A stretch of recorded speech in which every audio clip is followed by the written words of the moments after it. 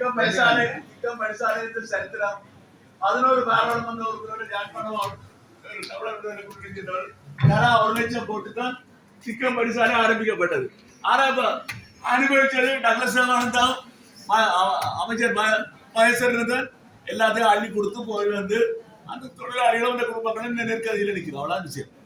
ஐயா நீங்க அந்த நேரம் போராடிக்கும் போன அந்த தீவிர போய் அடிப்படையாவது வழக்க போட்டு டக்ளஸுக்கு எதிராக இதை செஞ்சிருந்தீங்கன்னா சோடி இப்ப நாங்க வந்து பார்க்க வேண்டிக்கிறாங்க. நான் அந்த இப்ப கலைக்கினேன் வேட்டியை மணிக்கு கட்டி சரத்திலிருந்து கட்டி போட்டுதான் நீங்க டிக்கெட்ல கையெழுத்து கொண்டப்பட்டு அது உங்களுடைய கையெழுத்து வச்சு கொடுத்தீங்க. சரியானண்டா பரவாயில்ல கொடுப்பாங்க அந்த சுடு மாட்டேன் அதான் பயம். மற்றது சார் இன்னொரு கவனத்தை கிடக்கணும் விடயத்தை கம்பர் நிலையில எங்களுக்கு ஒரு தனியான காணியில ஒரு கிளறியம் ஒன்று இருக்கப்பட்டது. அது என்னது கள்ளத்தவரன். அந்த கள்ளத்தவரனை வந்து உரிமையாளர் கேட்டு நாங்கள் அந்த காணியை விட்டுட்டோம்.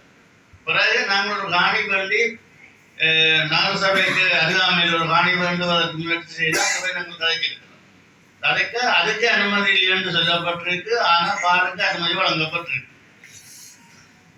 அனுமதி வழங்கிறது நகரசபை வேற யார் செய்யறது? அந்த நகரசபை தான் செய்ய வேண்டியது. வேற யாரும் செய்யறது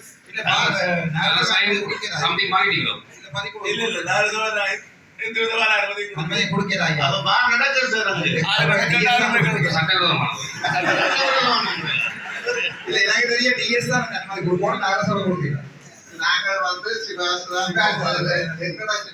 இல்லாமல் தான் ஹோட்டலுக்கு கொடுபட்டிருக்குது. அதை தவிர வேறு ஒன்று நாங்கள் கொடுக்கல.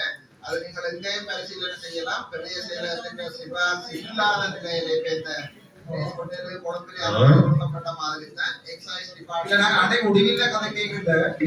நான் வாசிக்கிறேன் சொன்னவன் டிஎஸ் அப்ரூவல் இல்லாட்டி ஒவ்வொரு இயர்லையும் ரினியூ பண்றது ரினியூ பண்றது நாங்கள்.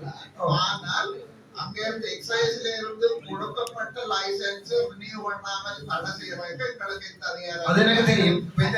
இந்த வில்லேஜ் கொண்டு அது என்ன வில்லேஜ் கொண்டு நீங்க ரினியூ பண்ணிருக்கீங்களா? அது சரி, அது பயிரக்கூடாது. என்னன்னா அட்வான்டேஜ் டிபார்ட்மெண்ட்டுக்கு அட்வைஸ் பண்ணி நாங்கள் போகணும். ஓகே, இப்ப ஏற்கனவே வழங்கப்பட்ட ஒரு லைசன்ஸ் இப்ப ஒரு ஏதாவது ரினியூ பண்றீங்கன்னா நீங்க ஆக்டிவ் பண்றீங்க. ஒரு அரசாங்க அதிகாரி அரசாங்க